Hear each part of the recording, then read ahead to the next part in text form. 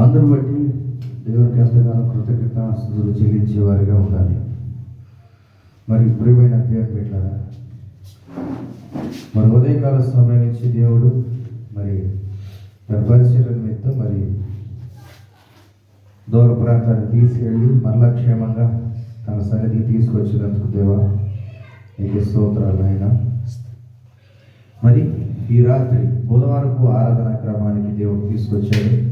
మరి ఈ అవకాశం లేక ఎంతోమంది నశించిపోతున్నారు, ఈ అవకాశం లేక ఎంతోమంది ఇబ్బందులు పాలవుతున్నారు. కానీ మనకి దేవుడు గొప్ప ధన్యతనిచ్చాడు.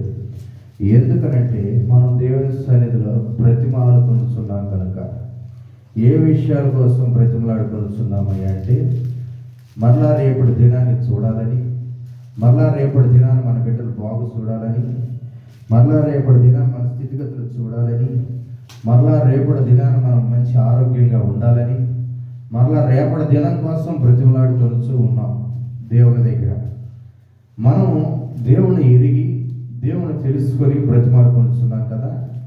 మరి ఈ లోకంలో దేవుని ఎరగనేటి వారు, దేవుడంటే తెలియని వారు బ్రతిమలాడుకొనుచున్నారు. ఏ విషయం గురించి బ్రతిమలాడుకొనుచున్నారో మనం పరిశీలన చేద్దాం. మరి అనేక మంది ఆయన కావాలని బ్రతిమలాడుకొనుచుంటే, కొంతమంది అయితే దేవుని వద్దనే బ్రతిమలాడుకొనుచుంటున్నారు.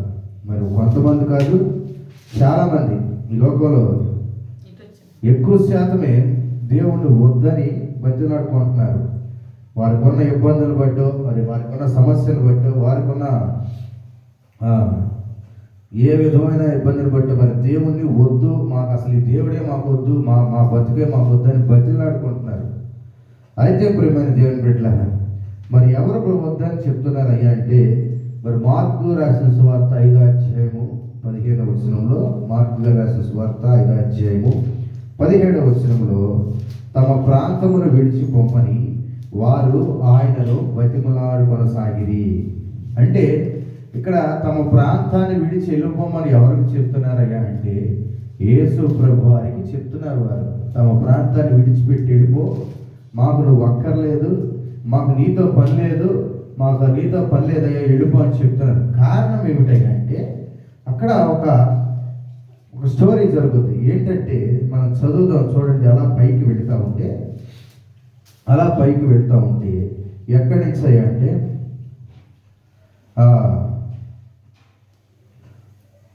6వ వచనం నుంచి చదివితే, 5వ అధ్యాయము 6వ వచనం నుంచి చదివితే, వాడు దూరం నుండి యేసును చూచి పరిగెత్తుకొని వచ్చి ఆయనకు నమస్కారం చేసి, యేసు సర్వోన్నతుడైన దేవుని కుమారుడా, నాతో నీకు పనేమని నన్ను బాధపరచుకోమని దేవుని పేరట నీకు ఆనబెట్టుచున్నానని బిగ్గరగా కేకలు వేసాను.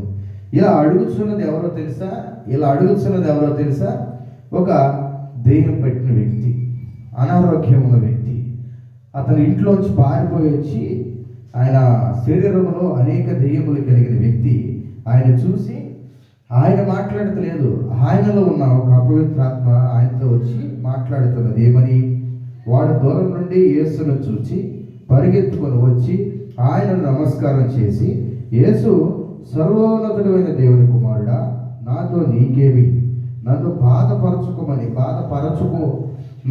దేవుని పేరిట నీకు ఆనపెట్టుచున్నానని బిగ్గరగా కేకలు వేసాను.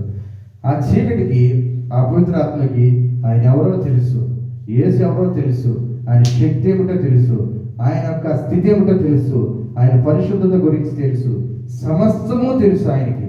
ఎవరికి? అపవిత్రత ఆత్మ పట్టిన వ్యక్తికి తెలిస్తే ఆయన వచ్చి చెప్తున్నాడు, నాతో నీకేం పని, నన్ను ఇబ్బంది పెట్టొద్దని బిగ్గరగా కేకలు వేస్తూ. ఎందుకనగా ఆయన అపవిత్రాత్మ ఈ మనుష్యుని విడిచిపోమ్మని వారితో చెప్పును. మరియు ఆయన నీ పేరేమని వారిని అడగగా, నా పేరు శానా ఏలయనగా మేము అనేకులమని చెప్పి తమ్మును ఆ దేశంలో నుండి తోలివేయవద్దని ఆయన మిగులు బతిమలాడుకొనుచుండెను. యేసు ప్రభు వారు ఆ గ్రామానికి వెళ్ళినప్పుడు అక్కడ చెప్తున్న విషయాలు, ఆ దెయ్యము, ఆ అపవిత్రాత్మ ఆయన బతిలాడుకుంటుందంట. ఏమనంటే, ఇతను ఒంట్లో ఉంటుంది, నేను ఒక్కదాని కాదు, నేను ఒక్కదాని కాదు, మేము అనేక మంది ఒక గొప్ప జన సమూహం ఇతని దగ్గర ఉన్నాం, ఇతనిలో ఉన్నాము. మమ్మల్ని ఇతరుల నుంచి విడిచిపోమని మాత్రం చెప్పొద్దు.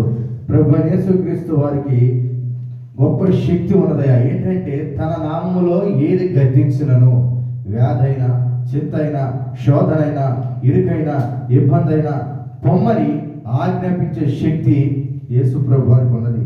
ఈనాటి దినాల్లో నీలో ఉన్న స్థితిగతులను, నీలో ఉన్న అపవిత్రాత్మను, నీలో ఉన్న దోషములను, నీలో ఉన్న ప్రతి ఒక్క బంధకమును పొమ్మని ఆజ్ఞాపించే శక్తి ఈ లోకంలో ఎవరికీ లేదు, ఒక ప్రభువైన యేసుక్రీస్తు వారికి తప్ప. దేవునికి స్తోత్రం. అయితే ఆ యొక్క మాటలు ఆ అపవిత్రాత్మకు తెలుసు.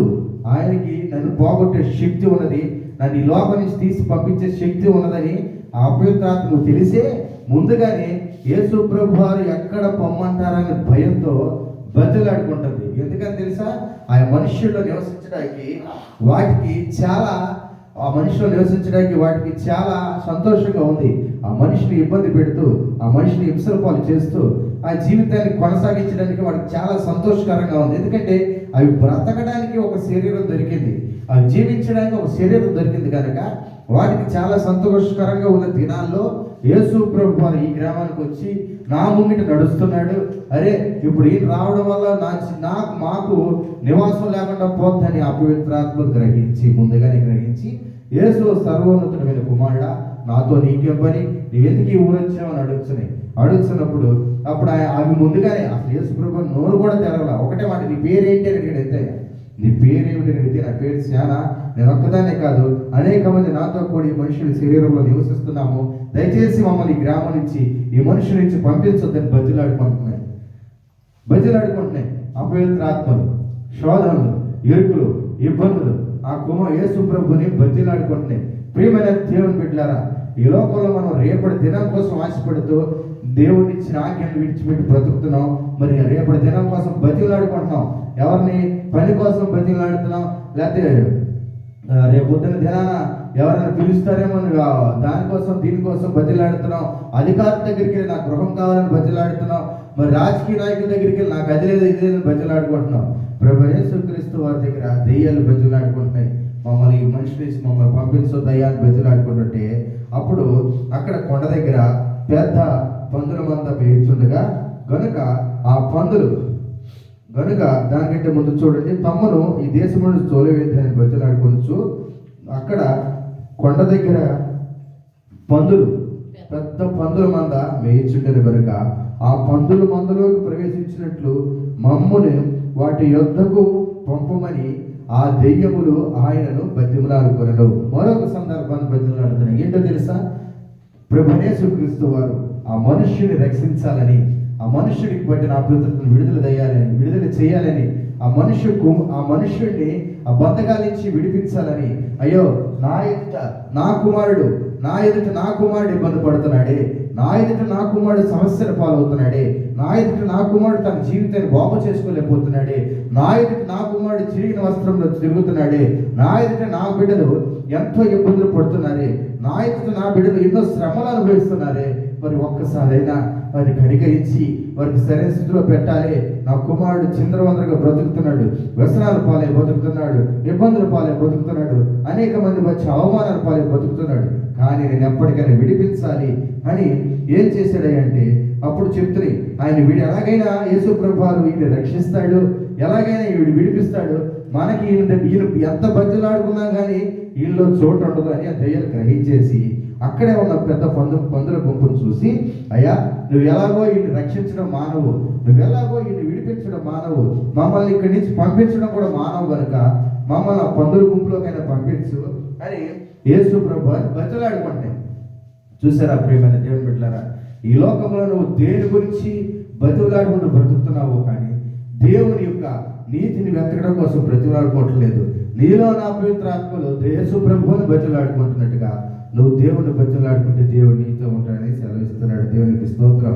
అయితే యేసు వాటికి సెలవిచ్చాడు. ఏమని తెలుసా? ఈ అపవిత్రాత్మలు వారిని విడిచి పందులోకి ప్రవేశించెను. యేసు వాటికి సెలవిచ్చేశాడు. ఆ మనుషుల్లోంచి పొమ్మని ఆజ్ఞాపించిన వెంటనే ఆ అపవిత్రాత్మలన్నీ ఆ మనుషుల్లోంచి విడిచిపెట్టి విడిచిపెట్టేసి ఆ పందుల గుంపులో ప్రవేశించగానే ఇంచుమించు 2000 సంఖ్య గల మంద ప్రశాంతముగా నుండి సముద్ర తీరున వడిగా పరిగెత్తుకుని పోయి సముద్రంలో పడి ఊపిరి తిరుగు వరకు చచ్చాను. చూసారా, ఆ పందులు ఆ సముద్రంలో పడి చచ్చిపోయిన తర్వాత ఆ పందులు మేల్చున్న వారు పారిపోయి పట్టణంలో గ్రామంలో ఆ సంగతి తెలియజేసిరి. ఆ జనులు జరిగి నది చూడ వెళ్ళి యేసునొద్దకు వచ్చి శానాను దెయ్యములు పట్టిన వాడిని బట్టలు ధరించుకొని స్వస్థతా చిత్తుడై కూర్చి ఉండట చూచి భయపడి జరిగినది చూసిన వారు దెయ్యములు పట్టిన వారికి కలిగిన స్థితియు పందుల సంగతియు ఊరి వారికి తెలియచేయగా తమ ప్రాంతమును విడిచి పొమ్మని వారు ఆయనను బతిమలాడుకున్నారు. చూసారా ప్రియమైన దేవుని బిడ్డలారా, ఆయన ధోనికినప్పుడు దెయ్యములు పట్టిన వాడు ఆయన యొద్ద తానుండునమని ఆయనను బతిమలాడుకొనగా ఆయన వారికి సెలవీయగా నీవు నీ ఇంటి వారి యొద్దకు వెళ్ళి ప్రభు నీ యందు కనికరపడి నీకు చేసిన కార్యములన్నిటినీ వారికి తెలియజెప్పమని వాడు వెళ్ళి యేసు తనకు చేసినవన్నీ దెకపోలిలో ప్రకటింపనారంభింపగా అందరూ ఆశ్చర్యపడి దేవునికి స్తోత్రం. చూసారు ప్రియమైన దేవుని బిడ్డలారా, ఇక్కడ విషయం మనం గమనించినట్లయితే మరి యేసు ప్రభు పందుల గుంపులోకి వాటిని పొమ్మని ఆజ్ఞాపించగానే అవి పందుల గుంపులోకి వెళ్ళి ఆ పందుల సముద్రం ఆ నీళ్ళలో పడివేసి చనిపోవడం గమనించి అక్కడ ఉన్న వారందరూ భయపడి ఊర్లోకి పరిగెత్తి ఏమని చెప్పారు తెలుసా? పలానా ఆయన వచ్చి మా పందులన్నీ చంపేశాడు, మా జీవనోపాధి పోయింది, మా స్థితిగతులన్నీ మారిపోయినాయి, ఇప్పుడు మాకు ఏంటి పరిస్థితి? ఆ శానా దెయ్యములు పట్టిన వ్యక్తికి దెయ్యాలు విడిపించాడు, ఆ దెయ్యములు మా పందులోకి వచ్చి మా పందులన్నింటినీ చంపేసినాయి అని ఆ గ్రామస్తులందరికీ చెబితే వారు ఏమంటున్నారు తెలుసా? మాకు అవసరం లేదు, నువ్వు ఎక్కడి నుంచి వెళ్ళిపో, నీతో మాకేం పని అంటున్నారు. మరి ప్రియమైన దేవుని బిడ్డలారా, ఈ దేవుడు నీకు అవసరం లేదు అని నువ్వు అనుకుంటున్నావు, కానీ ఆ వ్యక్తిని స్వస్థపరిచినది దేవుడే, ఆ వ్యక్తిని బాగు చేసినది దేవుడే, ఆ వ్యక్తిని కుటుంబం నుంచి దూరంగా ఉన్న వ్యక్తిని కుటుంబానికి దగ్గర చేసినది దేవుడే. కానీ నాకు అవసరం లేదని నాకు ఈ దేవుడు అవసరం లేదని నువ్వు బతిమలాడుకుంటున్నావు, కానీ నువ్వు బ్రతిమలాడుకుంటున్న ఈ దినమున వద్దని పొమ్మని దేవుడికి చెప్తున్నావు. కానీ దేవుడు నీ దగ్గర ఉండాలని, నీతో ఉండాలని ఆశపడుతున్నాడు. అప్పుడు ఆ గ్రామస్తులు పొమ్మని అడగగానే యేసు ప్రభు వారేమో ఉండమని ఆ స్వస్థత పొందినవాడు ఎవరైతే ఉన్నారో ఆ దేవుడు వెళ్ళగొట్టిన వ్యక్తి వచ్చాయా నువ్వు మాతో ఉండయా అని ఆయన బదులాడుతుంటే ఆయన అంటాడు, నువ్వు ఇక్కడ ఉండటం కాదు, కానీ నువ్వు ఇంటికి వెళ్ళి మీ వాళ్ళందరితో నీ విషయాన్ని చెప్పు, నేను బాగు చేసింది ఎవరో చెప్పు, నీకు బాగునిచ్చింది ఎవరో చెప్పు, నీ ఇంట్లో వాళ్ళు ప్రతి ఒక్కరితో మాటలు సెలవు అని చెబితే వాడు ఊళ్ళోకి వెళ్ళి అందరికీ ఈ విషయాన్ని చెప్పి అప్పుడు అందరూ ఆశ్చర్యపడ్డారు. అయ్యే, ఎన్ని సంవత్సరాల నుంచి నువ్వు ఈ బాధ అనుభవిస్తున్నావు, నీకు విడుదల ఇచ్చిన వారు లేరు, మీ అమ్మ మీ నాన్న ఎంతో బాధపడి ఊరవతల కట్టిపడేశారు, ఇక నేను ఎక్కడ చూపించుకోలేక, ఎవరి దగ్గర బాగు చేసుకోలేక, ఎవరు నేను బాగు చేస్తారో తెలియక అక్కడ పడేసి వదిలేస్తే నిన్ను బాగు చేయడం కొరకు ఈ గ్రామానికి నీకోసం యేసు వచ్చి బాగు చేశాడా? మేము ఎక్కడ వినలేదే, ఎక్కడ కనలేదే, మేము ఆశ్చర్యపోతున్నామన్న గ్రామస్తులందరూ చాలా ఆశ్చర్యపోయారు తెలుసా. ఆనాడు నా కుమారుడు ఎన్నో అవమానాలు పడతా తల్లిదండ్రుల్ని కుటుంబానికి భారంగా, బిడ్డలకు భారంగా, భార్యకు భారంగా జీవిస్తున్న ఆ కుమారుడిని, ఆ యవ్వనుడిని, ఆ యవనస్తుడిని యేసు ప్రభువారు ఆ శానా పెట్టిన దయ్యాల నుంచి విడుదలిచ్చి గొప్ప స్వస్థతను కలిగించారు కనుక ఈనాడు మన దేవుడు వద్దని వారు బతిలాడుకుంటున్నారు. ప్రియమైన దేవుని బిడ్డలారా, దేవుడు వద్దని బతిలాడుకుంటున్నారు. మరి ఆ పందుల గుంపు చచ్చిపోయిందని వారు బతిలాడుతున్నారే, ఆ పందుల గుంపు వద్దని చచ్చిపోయిందని బాధపడుతున్నారు కదా వారు. మరి బాధపడుతున్నప్పుడు మరి ఈనాటి దినాలలో మనం పరిశీలన చేస్తున్నామా? మరి ఒక పందికి ఇచ్చే విలువ ఒక మనిషికి మనం ఇవ్వగలుగుతున్నామా? ఒక కుక్క ఇచ్చే విలువ ఒక మనిషికి మనం ఇవ్వగలుగుతున్నామా? కుక్క పట్ల నువ్వు ఎంత ప్రేమను చూపిస్తున్నావో తోటి సహోదరుల మధ్య నువ్వు అంత ప్రేమ కలిగి జీవిస్తున్నావా? నీ మనసులో కుక్కను ప్రేమించే కొంచెమైనా మనిషిని ప్రేమిస్తే మనిషి ఖచ్చితంగా ఈనాటి దినాల్లో మారడానికి 100% రుజువులు ఉంటాయి. నీ పేరు చెప్పుకో అనేక మంది మారడానికి అవకాశం ఉంటుంది. అంతేగాని నీ ముందు మనిషి పడిపోయినా, నీ ముందు మనిషి చనిపోయినా, నీ ముందు మనిషి ఇబ్బందులు పాలైనా కుక్కని చూసుకొని ఇది ఎత్తుకొని వెళ్తున్నావు, కానీ మనిషి పడిపోతే పట్టించుకోకుండా వెళ్ళిపోతున్నావు. ప్రియమైన దేవుని బిడ్డలారా, బాగు చేయడం కొరకు దేవుడు నీ దగ్గరికి వచ్చాడు. నేను బాగు చేయడం కొరకు దేవుడు నీ దగ్గరికి తీసుకొని వచ్చాడు. నీ బాగు కోరి దేవుడు నీ దగ్గరికి వచ్చినప్పుడు నా పొద్దు పొమ్మని అంటున్నారు ఆ గ్రామస్తులు. ఈనాటి దినాన్ని నువ్వు పరిశీలన చేసుకో. నీ బాగు కొరకు దేవుడు వచ్చినప్పుడు నువ్వు వద్దని పొమ్మని బతిలాడిన రోజు మరలా నువ్వు ఆయనే కావాలని బతిలాడుకునే రోజు వస్తుంది. మరి అలాగే ఆ గ్రామంలో ఆ దేవుని పెట్టిన వ్యక్తి నాకు వద్దు బాబోయ్ నాకు ఇదే అని అతనిలో ఉన్న దెయ్యాలు వద్దని చెప్తుంటే, అతనిలో ఉన్న దెయ్యాలు ఆయన చూసి భయపడిపోతుంటే, చెప్తున్నది మాత్రం అతను కాదు, అతనిలో ఉన్న సేనా దెయ్యాలు చెప్పి మమ్మల్ని బయటికి పంపించేస్తే మాకు నివాసం ఉండదు అని భయపడి ప్రభువుని చూసి వణికిపోయి, అయ్యా మరి ఈతల్లో మాకు స్థలం ఇవ్వకపోతే కనీసం మాకు పందులైన స్థలం ఇవ్వండి. ఆ పందుల్లోకి వెళ్ళినట్టు ఆ శక్తిని తట్టుకోలేక పందులు చచ్చిపోయిన నా పందులు మాకు కాచేవారందరూ యేసు ప్రభువుని తిడుతున్నారు. మా జీవనోపాధి చెడగొడతాకు వచ్చాడు, మా బ్రతుకుని చెడగొడతాకు వచ్చాడు అని తిడుతున్నారు. కానీ నీ బ్రతుకుని చెడగొడతాకైతే రాలేదు, కానీ బాగు చేయడం కొరకు దేవుడు నీ కొరకు వచ్చాడు. దేవునికి స్తోత్రం. మరి ప్రియమైన దేవుని బిడ్డలారా, ఈ రాత్రి నువ్వు పరిశీలన చేసినట్లయితే ఆనాడు ఆ ప్రజలు వద్దని బతిలాడితే ఆ యవనస్తుడు బాగుపడి నాకు యేసు ప్రభువు కావాలి, నా కుటుంబానికి కావాలి, నా జీవితానికి కావాలి. ఎందుకనంటే నా కుటుంబానికి మేలుకరంగా ఇన్ని దినాలు లేకపోయాను, నా కుటుంబానికి ఉపయోగకరంగా ఇన్ని దినాలు లేకపోయాను, నా తల్లికి భారంగా బ్రతికాను, నా తండ్రికి భారంగా బ్రతికాను, నా బిడ్డలకి భారంగా బ్రతికాను, నా భార్యకి భారంగా బ్రతికాను. నేను ఇక మీదటైనా సరే క్రీస్తుని ఎరుగుతాను, క్రీస్తుని నమ్ముతాను, క్రీస్తుని అనుసరిస్తాను. నన్ను బాగు చేసిన వాడు ఆయన అయితే నేను ఆయన ఎందుకు విడిచిపెట్టాలని ఆయన బ్రతిమలాడుకుంటున్నాడు. ఏమని తెలుసా? అయ్యా నువ్వు నాకు కావాలి, నువ్వు నాతో రా. అక్కడ వచ్చిన మనం పరిశీలన చేసినట్లయితే చూడండి, ఆ వచ్చిన మనం పరిశీలన చేసినట్లయితే ఏమన్నట్టుందంటే, ఆ సంగతి ఊర్లో ఉన్నవారికి తెలియజేసి ప్రభువునందు కనికరపడి, చూడండి ఇక్కడ ఉంటది 18వ వచనంలో, ఆయన ధోని ఎక్కినప్పుడు దెయ్యములు పట్టినవాడు ఆయన ఎందుకు వచ్చి తానుండి నిమ్మని ఆయనను బతిలాడుకుంటున్నాడు. ఆయన దెయ్యం పట్టినాడు, విడుదల పొందిన తర్వాత, అయ్యా నువ్వు వెళ్ళొద్దు, వచ్చావు కదా, నన్ను బాగు చేసావు కదా, బాగు చేయడానికి కూడా బాగు పొందడానికి కూడా ఈ దెయ్యములు పట్టిన వాడు ఏమీ పిలవలేదు, ఈ తల్లిదండ్రులు పిలవలేదు, ఈ చుట్టాలు పిలవలేదు, బంధువులు పిలవలేదు. నీ శ్రమను చూసి నీ కోసం దేవుడు వస్తాడు, నీ ఇబ్బంది చూసి నీ కోసం దేవుడు వస్తాడు, నీ బాధ్యతను చూసి దేవుడు నీ కోసం వస్తాడు. అంతేగాని నువ్వు పిలుస్తానో నువ్వు రమ్మంటేనే వచ్చే దేవుడు కాదు. నువ్వు ఎప్పుడు నీ శ్రమలో ఉన్నా సరే ఆయన వైపు చూసిన వెంటనే ఆయనకు విడుదలనిస్తాడు. దేవుని స్తోత్రం. అక్కడ చెప్పిన మాట ఏంటంటే, ఆయన ధోని ఎక్కినప్పుడు ఆ దేవుని పట్టినవాడు ఆయన యొద్ద నుండి తనని ఉండనిమ్మని ఆయన బతిమలాని కొనగా ఆయన వారికి సెలవిచ్చాడు. ఏమని తెలుసా? నీవు నీ ఇంటి వారి యొద్దకు వెళ్ళి ప్రభు నీ యందు కనికరపడి నీకు చేసిన కార్యములు వారికి తెలియజెప్పుము అని అన్నాడు. ప్రభు నీ ఎందుకు కనికరపడి నేను బాగు చేశాడు కదా, నువ్వు వెళ్ళి నీ కార్యములు నీ ఇంట్లో వాళ్ళకి చెప్పు. నీ ఇంట్లో వాళ్ళకి కనపడి నువ్వు వెళ్ళి, నీ ఇంట్లో వాళ్ళు ఎంతో బాధపడుతున్నారు తెలుసా, నువ్వు పాడైపోయావని, నీ స్థితిగతులు మారట్లేదని, నీకు దెయ్యం పట్టిందని, నువ్వు ఎంతో పనికిరాని వాడివని, అసలు నీ వల్ల ఉపయోగం లేదని బాధపడుతుంటే నువ్వు ఇంటికి వెళ్ళి ముందు వాళ్ళకి కనిపించనగానే అప్పుడు ఆయన యేసు తనకు చెప్పిన దెకపోని ప్రకటింపగా ఆరంభింపగా అందరూ ఆశ్చర్యపడిరి. యేసు మరలా ధోనికి ఆ దరికి వెళ్ళిపోయాను. ఆయన చేసిన కార్యమంతయు యేసు ప్రభువు నాకు చేశాడు. ఈ గ్రామస్తులు ఆయన వెలివేసేశారు, కానీ నాకు కావాలని ఆయన హృదయంలో క్రీస్తుని దాచుకున్నాడు. ప్రియమైన దేవుని బిడ్డలారా, మరి రాత్రి దినమందున నువ్వు వద్దు అని దేవుడు విడిచేస్తున్నావు కదా, కానీ నీ కొరకు దేవుడు ఈ రాత్రి వచ్చాడు. నీ కొరకు ఈ రాత్రి దేవుడు వచ్చాడు.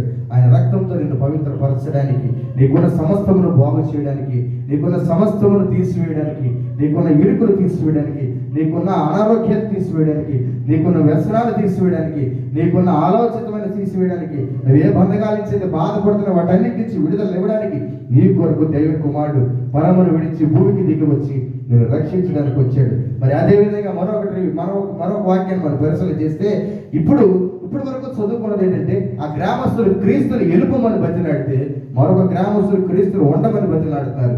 చూడండి, యోహాను సువార్త 4వ అధ్యాయము 40వ వచనం మనం చూసినట్లయితే, అక్కడ ఆ సమరయులు తన యొద్దకు వచ్చి తమ యొద్ద ఉండమని ఆయన వేడుకొనిది కనుక ఆయన అక్కడ 2 దినములు నేను దేవుని స్తోత్రం. ఇక్కడ మనం ఒక గ్రామస్తులు క్రీస్తుని పొమ్మని అన్నారు, కానీ మరొక చోట గ్రామస్తులు క్రీస్తులు ఉండమని అడుగుతున్నారు. కారణం ఏమిటో తెలుసా? ఈ 4వ అధ్యాయం మొదటి నుంచి మనం చదివితే, యోహాను కంటే యేసు ఎక్కువ మంది శిష్యులను చేసుకొనగా వారు బాప్తిస్మిచ్చు సంగతి పరిచయంలో వినరని ప్రభువునకు తెలిసినప్పుడు ఆయన యూదయ దేశమును విడిచి గలిలయ దేశమును తిరిగి వెళ్ళెను. ఆయన యేసు బాప్తిస్మం ఇవ్వమని లేదు, కానీ ఆయన శిష్యులను విడిచిచుండలే. ఆయన సమరయ మార్గమున వెళ్ళవలసి వచ్చిన కనుక యాకోబు తన కుమారుడైన యోసేపును ఇచ్చిన భూమి దగ్గర, యాకోబు తన కుమారుడైన యోసేపును ఇచ్చిన భూమి దగ్గర ఉన్న సమరయులలో సుకురాను ఒక ఊరికి వచ్చాను. సుకురాను అనే ఒక ఊరికి వచ్చాడైనా, సుకురాను అనే ఒక ఊరు. సరే, చిన్న పరిశీలన చేద్దాం. సరే, ఉదాహరణగా మనూరే తీసుకుందాం. ఆయన అలా బొబ్బిలి, సాలూరు, మొక్క చూసుకుంటూ ఆయన అలా తూర్పాడి గ్రామం వచ్చాడు. వచ్చిన తర్వాత అక్కడ ఒక ఊరు వచ్చాను.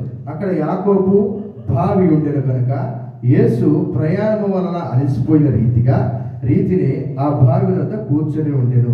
ఆయన అలా అని నడుచుకుంటూ వచ్చి తూర్మాడి ఏడు దగ్గర ఆగిపోయాడు. అంటే నడుచుకుంటూ వచ్చారు కాబట్టి అలసిపోయి మన తూర్మాడి గ్రామంలో ఉన్న ఏడు దగ్గర ఆయన ఆగిపోయి, ఆ ఏడు దగ్గర ఆగిపోయి అప్పటికి ఇంచుమించు 12 గంటలు అయిందంటే మధ్యాహ్నం 12 అయింది. 12 గంటలు అయినప్పుడు సమరయ స్త్రీ ఒక్కతే నీడ కోసం వస్తే అక్కడికి రాగానే ఆమె చూచి యేసు నాకు దాహము ఇమ్మని ఆమెను అడిగినమ్మా, నాకు మంచినీళ్ళు అవుతుంది, నాకు కొంచెం మంచినీళ్ళు పోయి. మనం ఏడు దగ్గరికి ఎవరు వెళ్ళినా కానీ సపోజ్ దాహం వేస్తే ఎవరన్నా సెలవులో నీళ్లు తీస్తే మంచినీళ్ళు అడుగుతాం, తాగుతాయి. అలాగే యేసు ప్రభు వారు ఆమె బావిలోంచి నీళ్లు తోడతాకు వస్తే ఆమెను మంచినీళ్ళు అడిగాడు. అక్కడ శిష్యులు కూడా లేరు. ఆయన శిష్యులు ఆహారం తెస్తాకి వెళ్ళారు. అంటే భోజన సమయం 12 అంటే భోజన టైం అవుతున్నట్టు. భోజనం తీసుకొస్తాక వారు ఊర్లోకి వెళ్ళారు. ఆ సమరయ స్త్రీ, యూదుడైన నీవు సమరయ స్త్రీ అయిన నన్ను దాహము కిమ్మని ఎలా అడుగుతున్నావు అని అడిగాను. ఇక్కడ మనం డిఫరెన్స్ ఇక్కడ చూస్తే, యూదుడైన నీవు సమరయుడైన నన్ను ఎలా మంచినీళ్ళు అడుగుతుంటే వ్యతిరేకత. ఇక్కడ ఎలా ఉంటుందంటే ఈనాటి దినాల్లో ఈ విషయం మనం పరిశీలన చేస్తే, యేసు ప్రభు అనేవాడు ఫలానా వారికి, ఫలానా వర్గానికి, ఫలానా కులానికి, ఫలానా మతానికి చెందినవారు నాకు సంబంధించిన దేవుడు కాదని చెప్తారు. కానీ ఈ వాక్యాన్ని మనం పరిశీలన చేసినట్లయితే ప్రభువుల వారు అందరికీ సమానమే అని చెప్పిన రీతిగా ఉన్నది ఈ వాక్యం. ఈ స్త్రీ అంటుంది, అయ్యా నువ్వు యూదుడవు కదా, నేను నీకు మంచినీళ్ళు ఎలా ఇస్తానంటే ఆయన అంటాడు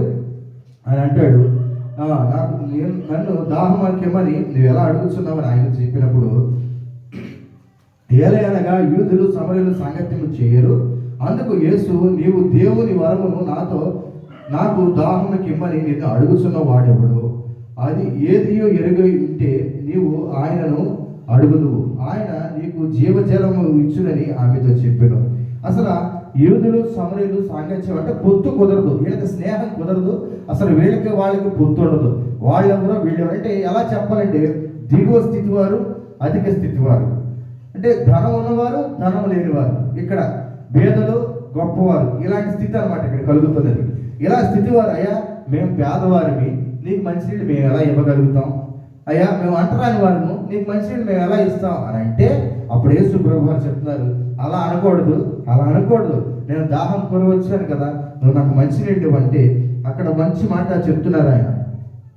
ఆయన అడుగుతున్నవాడు ఎవడు, ఇదిగో ఎరిగి ఉంటే నీవు ఆయనను అడుగుదువు, ఆయన నీకు జీవజలములు ఇచ్చునని ఆమెతో చెప్పాను. నువ్వు అసలు నువ్వు నేను చెప్పిన వెంటనే నువ్వు నా మాటలు విని నువ్వు గ్రహించినట్లయితే నువ్వు వెంటనే నాకు మంచినీళ్ళు ఇచ్చేదాన్ని.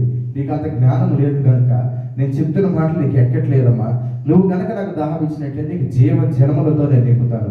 అంటే యేసు ప్రభు వారు ఒక వర్గానికి, కులానికి చెందిన వారు కాదు, మనందరము సమానమే, మనందరము ఒకే రీతిగా బ్రతుకుతున్న వారము, మనకి కుల మత భేదాలు ఏమీ లేవు, అందరము కలిసి సంతోషంగా బ్రతకవలసిన వారము. నువ్వు నాకు మంచినీళ్ళు పోయి జీవజలములు నీకు అందించువాడను నేనే అని చెప్తాడు. అయితే అప్పుడు ఆ స్త్రీ, అయ్యా ఈ బావి లోతైనది, చేదుకొనుటకైనను నీకేమీ లేదు, ఆ జీవజలమును ఎలాగా నీకు దొరుకును అని చెప్తుంది. మరి కొంచెం ఎక్కువ తెలివితేటలు ఉపయోగించి ఆయన జీవజలములు అని చెప్పాడు. జీవజలం ఇస్తానని చెప్తే అవి ఎక్కడ లోతులో ఉంటాయో, అసలే లోతు, ఈ లోతులోంచి నేను ఎక్కడ జీవజలాలు తెస్తాను, నువ్వు నన్ను ఎలా అడుగుతావని ఆయన ఇంకా సూటిగా అడుగుతుంది. అప్పుడు ఆవిడకి ఇంకా అర్థం కాలేదు ఆయన యేసు ప్రభు అని, ఆయన వారి జీవితాలు బాగు చేయడం కొరకు ఆ గ్రామానికి వచ్చాడని వారికి అర్థం కాల. అప్పుడు మరొక విషయం మనం చూస్తే, అక్కడ తానును తన కుమారులను పశువులను ఈ బావి నీళ్లు తాగి మాకిచ్చిన మన తండ్రి అయిన యాకోబు కంటే నువ్వు గొప్పవాడువా? వాళ్ళు ఏం చెప్తారంటే, ఈ నీళ్లు మేము తాగుతున్నాం, ఆ పిల్లలు తాగుతున్నారు, పశువులు తాగుతున్నారు, అందరు తాగుతున్నారు, కానీ ఈ బావి మాకిచ్చిన యాకోబు కంటే నువ్వు యాకోబు కంటే నువ్వు గొప్పవాడువా? అని అడుగుతుంది. వాళ్ళ నాన్నగారి కంటే నువ్వు గొప్పవాడువా అని అడుగుతుంది. అప్పుడు అందుకు యేసు, ఈ నీళ్లు త్రాగు ప్రతివాడును మరలా దప్పికగొనను, నేనిచ్చి నీళ్లు త్రాగు వాడెవడను దప్పికగొనడు. నేను వానికి ఇచ్చి నీళ్లు నిత్య జీవముకై వానిలో ఊరిడి నీటి బుగ్గలో ఉండను అని ఆమెతో చెప్పాడు. ఆయన చెప్తున్నాడు, మనం ఇప్పుడు తాగే వాటర్ మరలా ద్రాహేస్తాయి. ఇప్పుడు వచ్చేది యాసంకాలం కాబట్టి ఇగో ఇలాంటి బాటిల్లో ఎన్నోసార్లు ఇక లీటర్లు పట్టుకొని తిరుగుతూ ఉంటాం. మనం లీటర్లు పట్టుకొని తిరుగుతూ ఉంటాం. ఎందుకంటే వచ్చేది వేసవకాలం కాబట్టి మరలా దాహం వేస్తాను ఉంటుంది. కానీ యేసు ప్రభు అంటున్నారు, ఈ బావిలో ఉన్న మీ నీళ్లు మీరు తాగిన కొద్దీ త్రాగుతూనే ఉంటారు. ఎందుకంటే అవి దాహాన్ని మాత్రమే తీరుస్తాయి.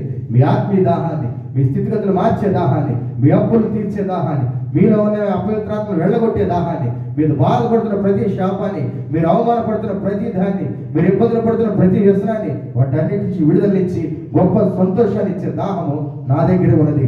నేను ఇచ్చే దాహం మీరు తాగినట్లయితే మరి ఎన్నడూ దప్పికపోరని ప్రభువైన యేసు క్రీస్తు వారు ఆ స్త్రీతో చెప్తున్నాడు. దేవునికి స్తోత్రం. అప్పుడు ఆ స్త్రీ అంటుంది, నేనిచ్చి నీళ్ళలో త్రాగువాడు ఇప్పుడు దప్పికొనడు, నేను వానికి ఇచ్చి నీళ్లు నిత్య జీవమునికి ఊరడి బుగ్గనగా ఉండని ఆమెతో చెప్పాను. ఆ స్త్రీ ఆయన చూసి, అయ్యో నేను దప్పికొన్నట్లు చేదుకొనుటకు ఎంతో దూరం వస్తున్నాను. నేను మంచినీళ్ళ కోసం అక్కడి నుంచి ఎంత దూరం వస్తున్నానయ్యా. మన ఊరు పాపం ఇక్కడి నుంచి ఏట్లోకి వెళ్ళి పట్టుకొని తెచ్చుకున్నారు కదా. ఇలాగే ఆ స్త్రీ కూడా అంటుంది, నేను ఎక్కడి నుంచో వచ్చి నీళ్ళ కోసం వస్తున్నాను.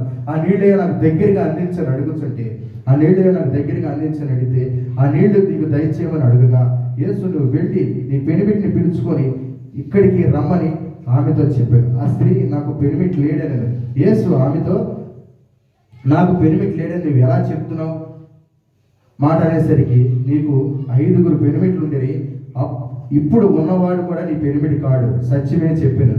అప్పుడు స్త్రీ, అయ్యా నీవు ప్రవక్తవా అని గ్రహించాను. ఆమె స్థితిగతిని దేవుడు చెప్పాడు. ఎందుకంటే ఆమెకి యేసుప్రభు వారికి స్నేహం లేదు. ఆమె యేసుప్రభు వారి చుట్టం కాదు. ఆమెని ఆధార్ కార్డు తీసుకొచ్చి ఆయన దగ్గరికి చూపించుకోలేదు. ఈనాటి దినాల్లో ఆధార్ కార్డు కొడితే మొత్తం చరిత్ర అంతా వచ్చేసినట్టుగా ఆమె దగ్గర ఆధార్ కార్డు లేదు. యేసుప్రభు వారు చూసి ఆమె చూసి మొత్తం చరిత్ర అంతా చెప్పేశాడు. చెప్పిన వెంటనే ఆమె అంటున్నది, సత్యమే చెప్పితేనే. అప్పుడు ఆ స్త్రీ, అయ్యా నీవు ప్రవక్తవా అని అడిగితే, మా పితరులు మా పర్వతం మీద ఆరాధించరు కానీ ఆరాధించవలసిన స్థలము యెరూషలేములో ఉన్నదని మీరు చెప్పుదురని నేను ఆయనతో అనగా, యేసు ఆమెతో ఇట్లా నిన్ను, అమ్మ ఒక కాలం వచ్చుచున్నది, ఆ కాలమందు ఈ పర్వతము మీదనైనను యెరూషలేమునైనను మీరు తండ్రిని ఆరాధింపరు. నా మాట నమ్ముము. మీరు మీకు తెలిసిన దానిని ఆరాధించువారు, మేము మాకు తెలిసిన దాన్ని ఆరాధించువారము. రక్షణ యూదుల నుండియే కలుగుతున్నది. అయితే యథార్థముగా ఆరాధించువారు ఆత్మతోను సత్యముతోను తండ్రిని ఆరాధించు కాలము వచ్చుచున్నది, అది ఇప్పుడు వచ్చి ఉన్నది. తను ఆరాధించువారు అట్టివారి కావాలని తండ్రి కోరుచున్నాడు. ఇప్పుడు మనం ఈ విషయాన్ని గ్రహించాలి. ఆరాధించేవారు ఆత్మతోను సత్యముతోను ఆరాధించమని దేవుని వాక్యం చెప్తుంది. అంతేగాని ఫలానా వారు ఆరాధించాలని, ఫలానా వ్యక్తులు ఆరాధించాలని, గొప్పవారు ఆరాధించాలని, పేదలు ఆరాధించాలని, వారు ఆరాధించాలని దేవుని వాక్యం చెప్తున్నారు. ఎవరైతే యథార్థంగా దేవుడి సన్నిధిలో ఆత్మతోను సత్యముతోను ఆరాధిస్తారో వారే దేవునికి కావాలని, వారిని దేవుడు కోరుచున్నాడని రాత్రి దేవుడు మనతో చెప్తున్నాడు. నేను ఈ విషయం మీకు ఎందుకు చెప్తున్నానంటే, ఈ సమరయులు యేసు ప్రభు వారు వెళ్ళిపోతుంటే వారిని బతిలాడుకొని ఆపుచున్నారు. ఎందుకంటే వారి జీవితం మొత్తం దేవుడు చెప్తున్నాడు. వారు ఏ విషయాల్లో తప్పికొని ఉన్నారో, వారు ఏ విషయాల్లో ఇబ్బందులై ఉన్నారో, వారు ఏ విషయాల్లో వారి స్థితిగతులతో బాధపడుతున్నారో వాటన్నిటిని చూచి వారు బాధపడుతుంటే యేసు ప్రభు వారిని చూసి వారు బ్రతుకును మార్చడం కోసం వచ్చారని వారు సంతోషించి ఆయన ప్రతి ఒక్కటి వారికి నేర్పించుకుంటూ వస్తే, అప్పుడు ఆ గ్రామంలోకి వెళ్ళి ఆ స్త్రీ చెప్తున్నది, అయ్యా మరి ఇన్ని రోజులు మన కోసము ఒక ఆయన వస్తాడని మన తాతలు మన పితరులు చెప్తున్నారు కదా, ఆయన రాకనే వచ్చాడు, ఆయన పలానా చోట ఉన్నాడు, మనకి జీవజలములు ఊట ఇస్తానని చెప్పాడు అని ఆ గ్రామస్తులందరూ అక్కడ తీసుకువెళితే ఆ గ్రామస్తులందరూ వచ్చి ఆయన చూసి ఆయన చెప్తున్న మంచి మాటలు గ్రహించి వారు ఎంతో శ్రద్ధగా ఆయన మాటలు ఆలకించి ఈయన మా జీవితాన్ని వెలిగిస్తాడు, ఈయన మా జీవితాన్ని బాగు చేస్తాడు, ఈయన మా జీవితం కొరకు వచ్చిన దేవుడు, ఈయన మమ్మల్ని స్థితిగతులు మార్చే దేవుడు మా కొరకు వచ్చాడని సంతోషించి ఆయన వారందరికీ మంచి మాటలు చెప్పి మీరు ఇలా బ్రతకండి, మీరు ఇలా బ్రతకండి, ఎలా ఉంటేనే మీరు మంచిగా బ్రతుకుతారు, ఎలా ఉంటేనే మీ స్థితిగతులు మార్చబడతాయి అని ప్రతి ఒక్కటి వాక్యరీతిగా వాళ్ళకి నేర్పించుకుంటూ ఆయన బయలుదేరి వెళ్తుంటే అక్కడ రాస్తున్నది ఏంటంటే ఆ సమరయుడు నేను చెప్పినవన్నీ నాతో చెప్పిన సాక్ష్యం ఇచ్చిన ఆ స్త్రీ యొక్క మాటను బట్టి ఆ ఊర్లో ఉన్న సమరులందరూ ఆయన అందరూ విశ్వాసం ఉంచి ఆ సమరులు ఆయన యొద్దకు వచ్చి తమ యుద్ధం ఉండమని వేడుకొనగా ఆయన 2 దినాలు ఉన్నాడు. చూసారా, 2 దినాలు ఉన్నాడు. ఈ గ్రామానికి యేసు ప్రభువు ఎప్పుడో వచ్చాడు. నువ్వు గ్రహించట్లేదు, నువ్వు వినిపించుకోవట్లేదు, నాకు వద్దని పంపించేస్తున్నావు. ఆ గ్రామస్తులే మరలా వేరే గ్రామస్తులు, అయ్యా మా జీవితాన్ని బాగు చేయడానికి వచ్చావు కదా, మా దగ్గర ఉండిపో, మాతో ఉండిపో అని బతిలాడుతున్నారండి. ప్రియమైన దేవుని బిడ్డలారా, ఈ రాత్రి దినమందును పరిశీలన చేసినట్లయితే నీ కొరకు నా కొరకు దేవుడు దిగి వచ్చాడు కనుక మరి ఆయన కోసం నువ్వు బ్రతిమలాడే రీతిగా, ఆయన నీతో బ్రతిమలాడే రీతిగా ఆయన ఉండమని బ్రతిమాడుకున్నట్లయితే ఆయన నీకు తోడై ఉండాలని సెలవిస్తున్నాడు. సమరయులు ఎంతగానో బ్రతిమలాడారు, మాతో ఉండు ప్రభు అని.